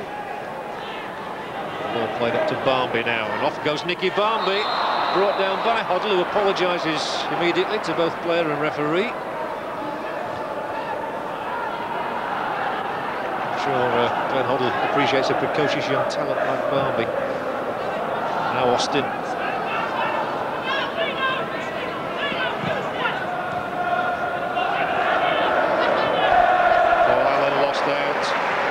Donaghy calls for someone to come and help him out. That someone was Spencer. And now there's space down this left-hand side, but it's offside.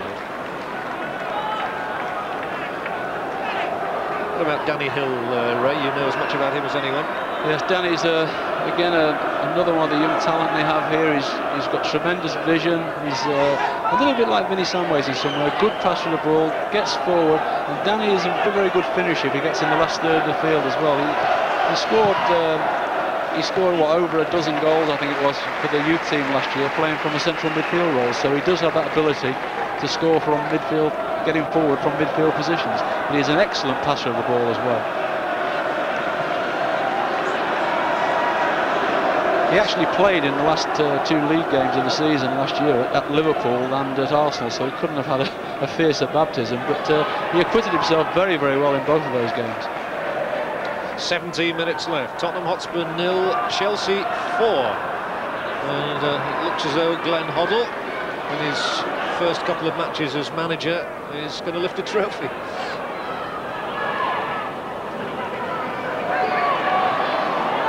Another little skirmish there. But, in the end, it's all sorted out. And here comes Lee. Peacock, scorer of Chelsea's third, hits it up towards the galloping Shipley inside the area, and Shipley nearly got the better of Gary Mabbott as well.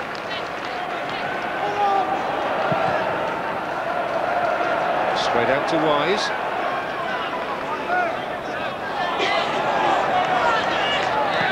He's such a tenacious little player. He must be awful to play against Wise like that. He never gives in. Well, they've got 2 or 3 in the side like that now in Chelsea's side, haven't we? We've mentioned Wise, we've talked about a lot. Spencer, we've talked about. Similar types of players in terms of never give you a minute's peace. Here's Peacock, who's dictating things in midfield. Just looked for it to come back to him from Shipley. It didn't, so Anderton makes tracks. Fast tracks too. Hill's calling for it. Sheringham might get under this one. Sheringham lays it up. Here's Hill inside the area. Still Hill. No, what a shame for him. He got in there so well, hadn't he? And Sheringham laid it back, and he kept his cool and then just couldn't round it off. Well, that's what he did show. He just showed the coolness of the lad there, because when the ball was knocked back to him here by Teddy Sheringham, a great head back, he could have hit it first time, just needed that touch there, could have hit it there, decided to just take it around another defender. His idea was right, to drag it into that far corner, but yet again, as we see on a number of occasions, just dragged it wide, and that's the way the afternoon really has gone for Tottenham.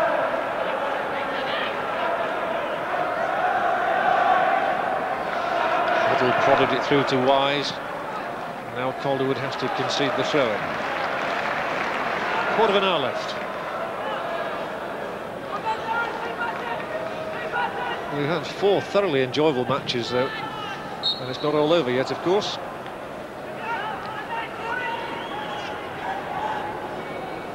This actually is Tottenham's 7th pre-season game already, and I imagine Chelsea have played around about the same number they've been playing, the likes of Reading and Southend. Yes, I think that Tottenham have 2 more left. One on Friday, I think, at Brentford, and then one at Peterborough on Monday evening as well. So they've got a nice rest between Monday and Friday now. Well, they welcome it. Kasky.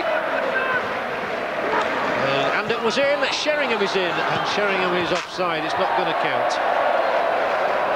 He still likes to put the ball in the net. All strikers do. Well, it gives them confidence, doesn't it? The more times they hit the net, whether it be in training or even offside situations, it just gives them that confidence when the opportunity comes that they are going to score from it.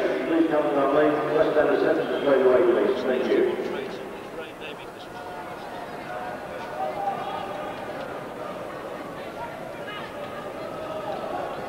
Just a reminder, Ray, we're going to be talking about man of the tournament in a few minutes' time. You've got the honour of nominating him. There's Erland Johnson. And they find Anderton again. Anderton still looks menacing. I'm sure he wants to produce something for Spurs here. There's that ball across with Clark underneath it. And Wise combined to clear up as far as Shipley. Oh, that's good play. Shipley did well. Hoddle will have liked that. And he's brought down into things now, down the left. Spencer calling for it. Tries to nick it back to the full-back. Still doesn't give up, although Austin retrieves the situation for Spurs.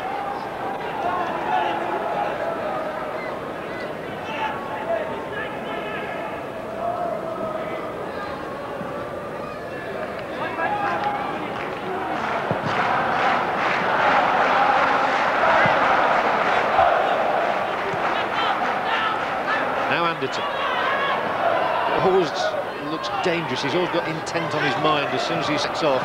It was a good tackle from Down, but the ball spins away for Austin. His crossing must be put out of play by Clark for a Spurs corner. About 13 minutes left in which to get a goal.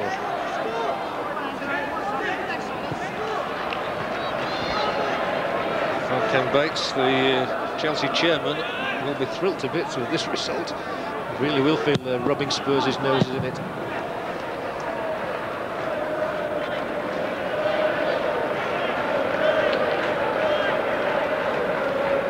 4-0, Chelsea lead. A hat-trick from Tony Cascarino and a delightful headed goal from Gavin Peacock separate these teams.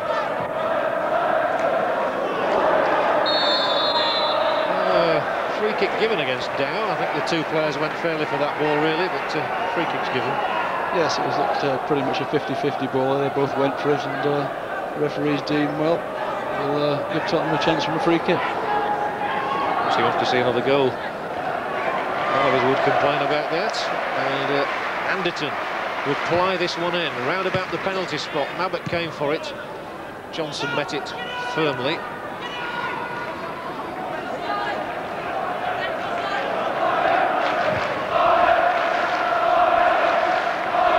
Austin just running away from him, but he's got it across to Kasky again. Spurs now switch the point of attack. Sheringham down the left finds Sedgley. Good intelligent run that by Sedgley. And Lee, well, he can't play it back to his keeper. If he can, the keeper has to put boot to it. So now Peacock, who's worked very diligently on Chelsea's behalf, hits it forward, but it's offside. We have just over 10 minutes left.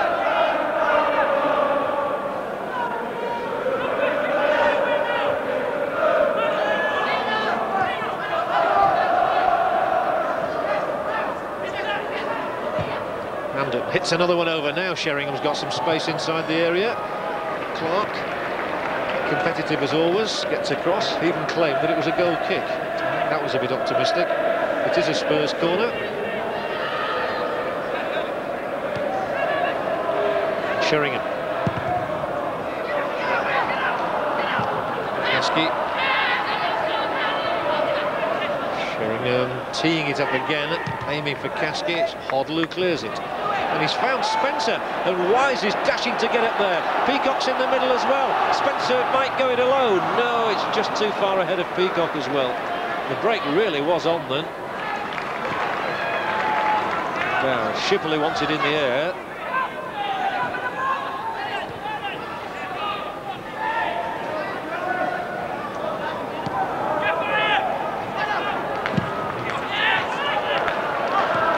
Sheringham yet again who won it for Spurs. He's continued to be impressive, and a lovely back heel opened the way for Hill. But Chelsea seem resolute and intent not to concede a goal today. Yes, there's another opportunity for him down the right-hand side now. With Shipley. Back through to Spencer. It doesn't quite reach Peacock either. As I was saying there, that there's been no pressure on Tottenham this second half, none at all, because they've got their lead. and the pressure's all been on Tottenham to try and get back in the game. Well, what about the man of the tournament, Ray? Well, it's very difficult because Cascarino scored 3 goals. He scored the winner yesterday, but the man going off the field for me has been superb over the 2 days. I have to give it to my old playing mate, Glenn Hoddle. He's been superb. He's made them play. He's been instrumental in everything that's happened for them. And Glenn, I think you've got a nice trophy coming for you now. So Glenn Hoddle is the official winner of the man of the tournament, the Makita tournament. And I don't think anybody could argue with that. He's been outstanding. Now Spencer looks to curl it in. Just got it wrong. 9 minutes left. But Glenn Hoddle already looks to be a tremendous acquisition for Chelsea, and great loss to Swindon Town. Oh yes, I mean there's no doubt in that anyway. And you know, considering it was touch and go whether he was going to play today, because he, I think, you know, he had a little niggle in his knee. I mean, he's just ran everything, and he's played like a man half his age, really. Oh, but we could turn the clocks back. Allen. Barmby's ball. Well, Austin made something of that. And trying to thread it through again. They look very tired, some of those players out there. Very tired. Not surprising. Allen. No Austin. Typical right-back Austin, a rangy runner, and he's got inside the area! And the shot flies over the top without a touch from Hitchcock. Good effort that from the fullback. Well, he's always capable of doing that, Dean Austin. He's, you know, he's a very attack-minded fullback, and he runs at the defence there. He gets the break that he wants, looks up, and unfortunately just leans back at the vital moments and just gets it over the top of the bar. But Dean Austin, as he progresses through his career, I'm sure he'll score more goals from that position because he does love to get forward. If you wonder what all that was about, the announcement had just been made of the man of the tournament, and Glenn Hoddle leaned forward delightedly there with a huge grin on his face, and I think he said, "Thanks, Glenn." So, just looking at his statistics about Dean Austin, he's only ever got 1 goal in his career, but I'm sure he'll get many more, as you say. I'm sure he will, because as he gets more experience, he'll just calm down a little bit when he gets in those goal-scoring positions. At the moment, he gets in them and he just panics a little bit, like he did there, snatched at the shot and got underneath it.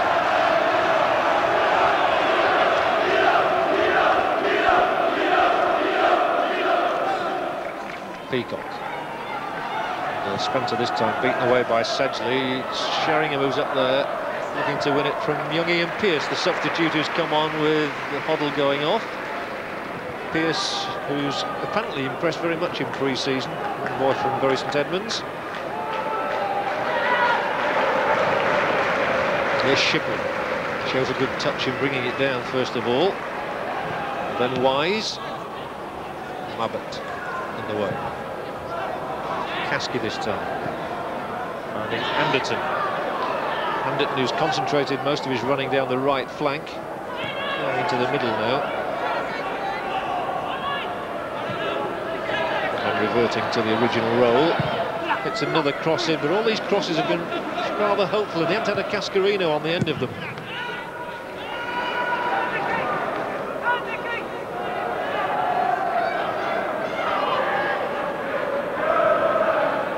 Barmby continues his dash down the left. Well, there's Peacock, you see, getting back.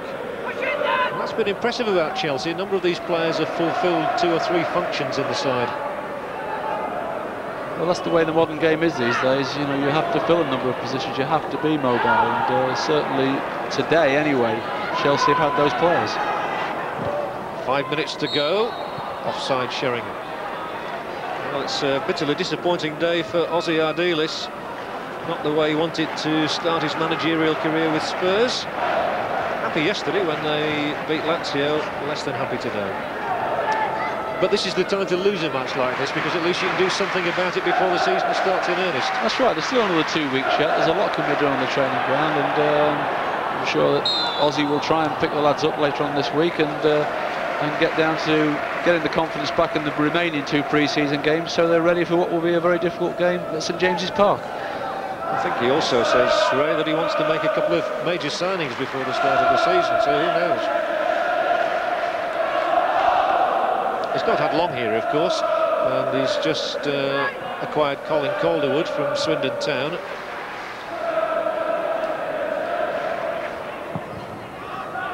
I think he might try to stiffen up the midfield a little.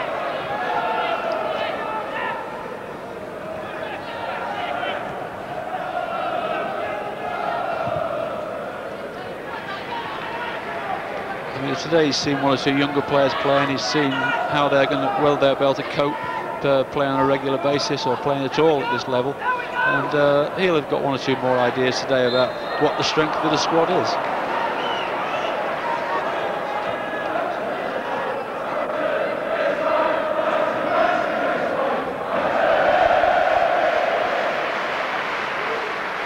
Free kick, and Erling Jonsson, who only won his place back in the Chelsea side towards the end of last season, he's had 2 good days as well, and that knee trouble doesn't seem to have troubled him today, does it?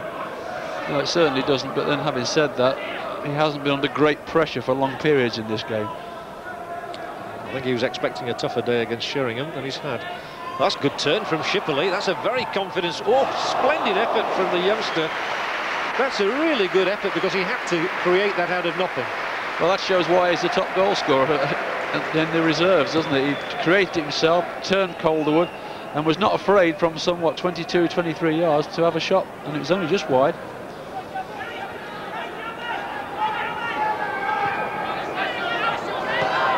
So 2.5 minutes left, and all Tottenham can hope for now is a goal just to restore a little pride. It would be a consolation, no more than that. But 4-0 down has a resounding ring about it. A resounding ring on Chelsea's behalf. Shipley loses out to Calderwood now, and Kasky finds Hill. Out wide left, Anderton. Here comes Kasky. That's Wise winning it for Chelsea and setting up hot foot through the middle. Now David Lee.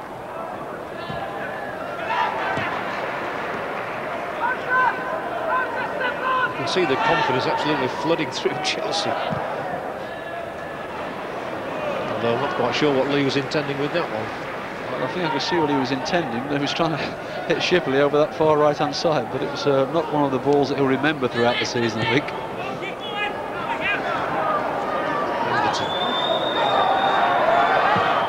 Well, he's played umpteen of these crosses in. Now Sheringham, who really leathered that one. He was hoping it would fly into the net. Instead it flew into one of the empty seats behind the Chelsea goal. But still, those are the sort of things you've got to have a go at. Well, that's the great thing about Teddy Sheringham. He doesn't lose his confidence no matter what the situation is. A good ball in there, and as it drops to on his left foot, he just gets underneath it slightly. But he's a good striker, because even when things are not going right for the team, he still has the confidence to play and to take opportunities when they come his way. And certainly he had a good go at that. And unfortunately, it's one of those days, and he was just underneath it. Chelsea a couple of minutes away from being proclaimed the Makita Trophy winners. And they're in possession. With Lee. Spencer. Shipley's made a dash up the middle. Instead it's come to Dow, but he was offside, Shipley.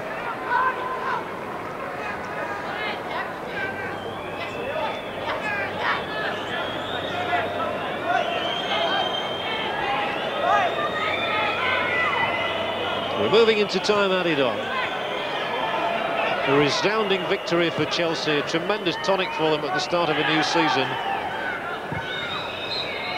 And indeed, victory confirmed. Chelsea are the Makita Trophy winners. 4-0, the score here at White Hart Lane. A hat-trick for Tony Cascarino. Gavin Peacock got the other one. And no doubt that this has been a splendid day for Chelsea, and Peacock there in particular has played his part in an impressive victory for Glenn Hoddle's side. And Hoddle himself was thrilled to bits, of course, to be named as the man of the tournament. Let's hear, though, from the man who's been a hat-trick hero today, Tony Cascarino.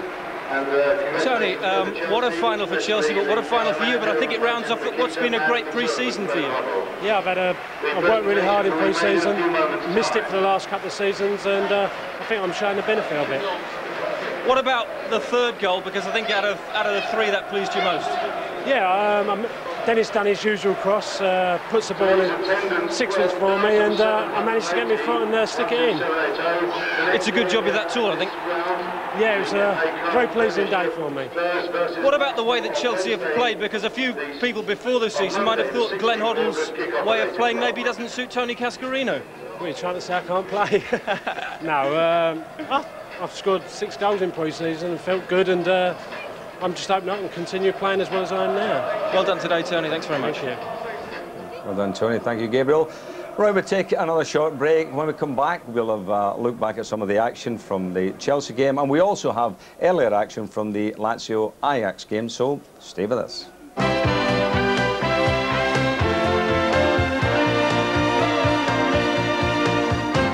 Hart Lane, where the Tottenham players, disconsolate maybe, are collecting their medals as the runners-up of the Makita tournament.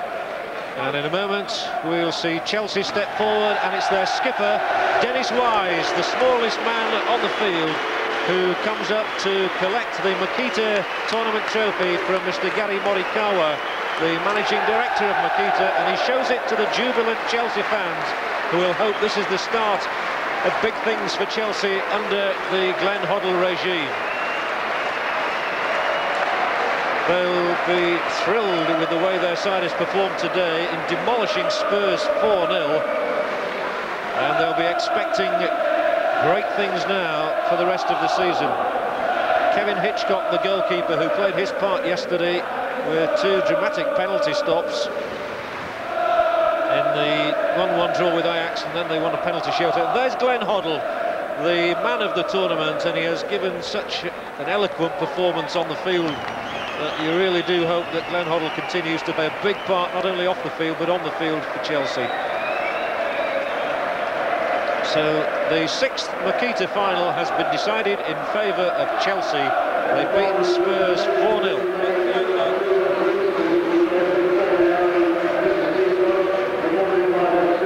Well, in a way it's nice to see Chelsea pick up a trophy, albeit it's a pre-season one, Ray, and they did thoroughly deserve it. Even in the second half, you know, they played exciting football, and Tony Cascarino must be the unluckiest man not to get the man of the tournament, but I won't say too much about that. But in the second half, he had a header early on in the game that I thought was probably his easiest chance. Yes, I think you see it coming up here now.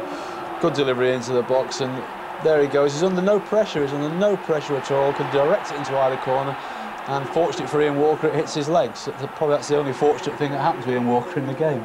Well, you know, I would think he was very disappointed with that. Here's his goal. This is the one that made it 4-0. But Dennis Wise had a great influence on the game as well. That's a good cross, and there he is sliding in. A man who's full of confidence, having scored 2 goals, having scored previous goals in pre-season, and feels he can slide those in now.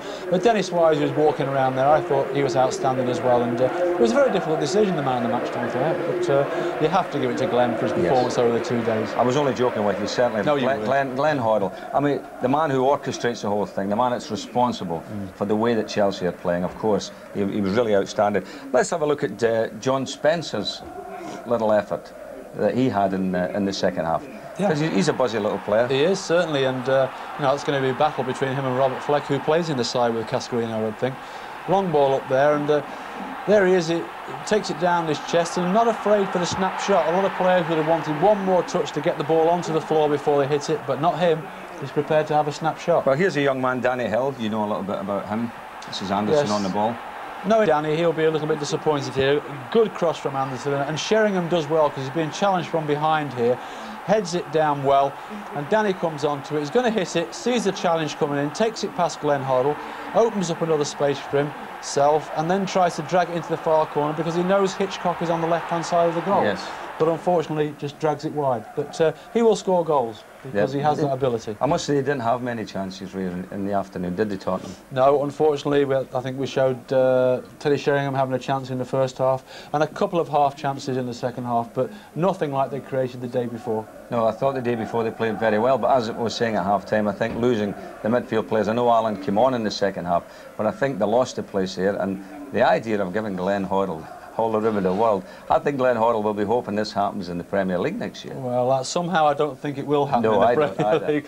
But you are right that he had so much room, and a player with his ability, you give him room, he can play short, he can play long, he just opens the game up, changes the flow of the game, and he's just a superb talent. And I'm sure, although the Tottenham fans will be very, very disappointed going home and be beat 4-0, they'll have enjoyed watching Glenn play. Well, let's go down to the tunnel. Glenn is with Gabriel. Glenn, I know it's not quite the real thing, but that must be a heck of a morale boost. It is, you know, if you want to get confidence in a team, especially when you're new to a club, that's the sort of thing that can happen. But I said before the tournament that if we won it, that we shouldn't look too far ahead. It is pre-season, but it's better to win games like that than lose, I'm sure. And like it or not, you've got one trophy, people are going to expect others now. Well, it's a nice tournament, it's a prestigious tournament for pre-season, but I just said to Dennis when he went up there to pick the cup up, I said, let's make sure it's not the last one. What impressed you most about yesterday, but especially today? Well, I think yesterday I was pleased with the first 45 minutes. We played some good football against an excellent Ajax side. Second half they give us a little bit of a run around, but 1-0 up we had a chance to defend that lead. And in the end of the day, today was superb. I was pleased with the passing, the movement, and the finishing was second to none. So we've got a long way to go still, but the foundations are there. You mentioned the finishing. Gavin Peacock's goal was breathtaking. I think some people look at it. We've got it here. Yeah, Gavin's got a great eye for when the two strikers make a little hole, and he gets himself in between the strikers. And look at him, look at the time, and what a goal! That's a fantastic goal. I mean, in any standard of football, pre-season or whenever. That impressed you. Obviously, Tony Cascarino as well. As a few people maybe who looked at Tony before the season started. He's had trouble with injury and maybe thought he might not be the sort of player who might fit into a Glenn Hoddle system. Well, I mean, I must admit that Tony Cascarino surprised me no end, and it's interesting that in the first day's training he said this is the first pre-season I've had for 3 years, and I think if a player doesn't have that pre-season tucked under his belt, he can find it very difficult, and this is an important pre-season certainly for Tony Cascarino, and I'm exceptionally pleased with him. Not only the goal scoring today, but his all-round play in the air, he's second to none, and his touch on the ball is getting better and better, and I think he's going to be a major asset to Chelsea Football Club. Just finally, a word about you, because you're the man of the tournament. I mean, you've got to play every game now, haven't you? I need that bath quickly. I enjoyed it out there. It was lovely to come back to White Hart Lane and perform a few tricks, but mainly to get the ball down and play the game how it should be played. And you know, I'm pleased with my own performance, but I'm more pleased. I've had enough performances like that in my career. I'm more pleased with what's going on with the team, because that's what's going to win us something at the end of the day. Thanks, Glenn. Well done to Chelsea. Well done to you. Cheers. Thanks a lot. Yeah, well done, Glenn. Well, meanwhile, the two losing teams from yesterday's matches, Ajax of Amsterdam and Paul Gascoigne's Italian side Lazio, met earlier to decide third and fourth places.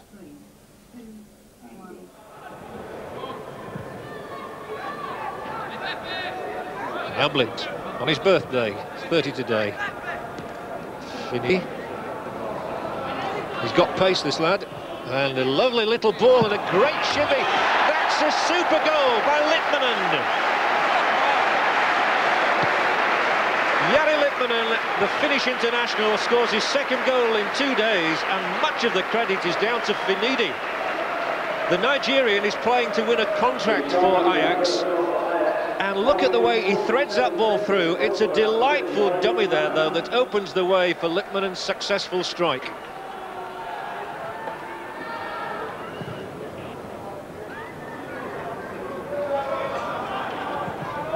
Good ball. Craig over the top of the defender for Overmars, edge of the area, challenged and well challenged by Negro. I think it's rather given away, and it's opened the way for Pettersson, finding Overmars, trying to tee up Van den Brom.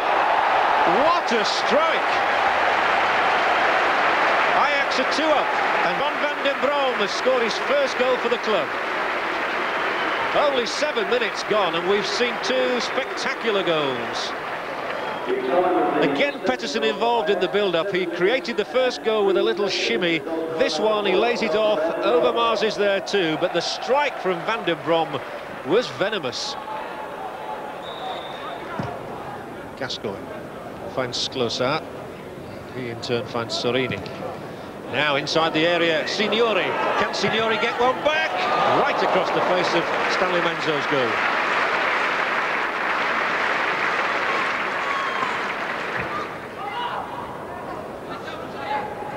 was rather fortunate. Sorini just about fell on the ball and it worked out well for him. Now, here's Gascoigne. Can he score a goal like he did yesterday? No. Stanley Manzo's down to make the stop.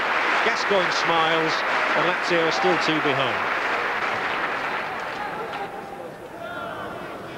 And Lazio have a free kick. It would be an irony if the minute Gascoigne goes off they scored. Let's see what they do. Free kick from Markelin. Didn't get through to anybody. But here inside the area, Sorini swung on it, and it ended a foot wide of the right upright.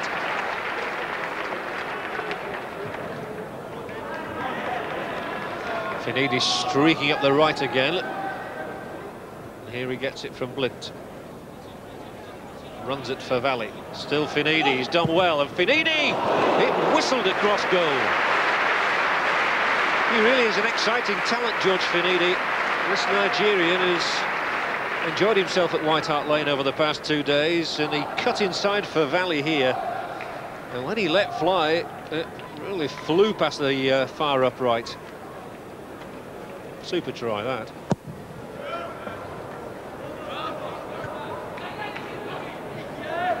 Peterson.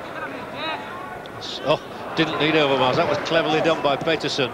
De Boer, Overmars, the cross ball in, good, spectacularly hit. Bicycle kick from Davids. Akadjani in the way though. The crowd really responding warmly to the efforts of the Ajax team. Played such fluent football. When it was cut back here, Ronald De Boer was involved. And then the cross from Overmars, and look at that for confidence. Well, I think you and I have thoroughly enjoyed the way the whole tournament's gone, because those two sides played great football, you know, the way that we like to see the game played, and we've seen it from the two London clubs as well. It was a contrasting style today, wasn't it? The first game, as we saw there, was the continental style of play. It was a little bit slower, and then we've seen the London derby type, whereas a lot more passion about it, a lot quicker. But it was interesting that both the other teams, Ajax and Lazio, both stayed to watch that final, because they obviously enjoy watching the English football. Watching our style. Well, Gaza played for Lazio in the game. They took him off in this game today, late on in the game. But yesterday, I mean, he scored a super goal, didn't he? Oh yes, I mean, possibly, maybe it's probably the goal of the tournament, although we've seen a great goal from Gavin Peacock today. But here we see Gaza now twisting the turn. This is Gaza at his best. Goes past Austin, opens the space up past Calderwood, and just bends it into the top corner. I mean, that is what we saw Gaza do many, many times when he was at Tottenham, and hopefully more goals like that with Lazio, and more importantly, let's hope he can score one like that for England in the coming World Cup games. I mean, you've got England have crucial World Cup games, and they need Gaza, I think.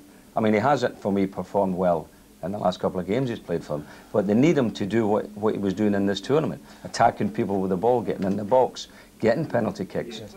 I think they need him because he's a similar type of player to Glenn in terms of the whole team can work around him. They can always be around to give him the ball. He has the ability to hold it in tight situations. He has the ability to wait for midfield men to make runs into the box before he delivers balls, and he has that fantastic ability of scoring great goals like we've seen there. And there isn't that many people around in this country who can do all those things. Well, Glenn Hoddle, we've seen it, and we saw it at the tail end of last season when we had the live playoff game. Glenn Hoddle running the game through just pure skill. Now, you mentioned during a commentary that people are saying Glenn for England. Would you see it as being realistic?